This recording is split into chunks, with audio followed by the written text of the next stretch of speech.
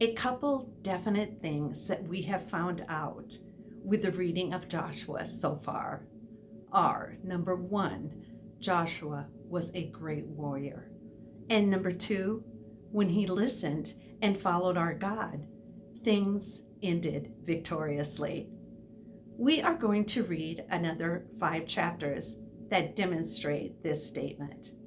And we begin in the 10th chapter where we see God's help. There is no end to the problem you create for yourself when you make an agreement with the enemy, like the Israelites did with Gibeon. Israel had to defend the very people they should have defeated. Well, Israel helped them, and they also won the battle with God's protection against 5 Ammonite armies. The same God who empowered Joshua and who has guided us in the past will help us with our present and future needs. In chapters 11 and 12, we find that the enemy in northern Canaan tried to resist Israel's advance, but God assured Joshua that he would win the battles. Joshua conquered the whole land and did it to provide each Israelite with its inheritance from the Lord.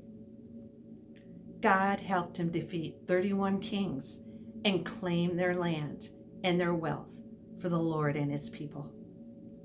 The conquest took 7 years.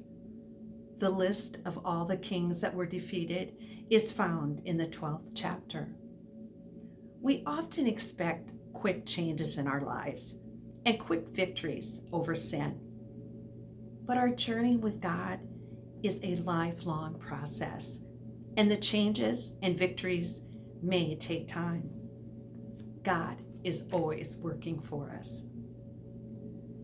Chapter 13 begins the reading of how the promised land was to be divided among the 12 tribes.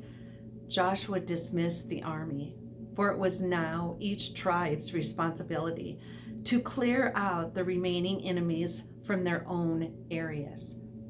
Joshua encouraged the people to remain faithful to their God. The tribes began receiving the land. What a journey they have been on. The promised land was Israel's earthly inheritance. The week ends with the 14th chapter, where Caleb was eager to claim his inheritance. Caleb was a believer, like Joshua, who knew that his future was secure. The disappointments of the past did not embitter him, and giants did not frighten him. He had been a great warrior of faith right alongside Joshua and had remained strong so that he could defend his own land now. Joshua blessed him with the land of Hebron.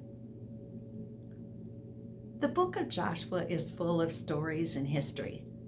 The devotions are written to coordinate with each chapter this week, written by Jeannie. You will enjoy another 5 chapters next week because Biblical Shakers makes reading the Bible way more enjoyable for you, and I pray that the Lord will put a hunger on your heart.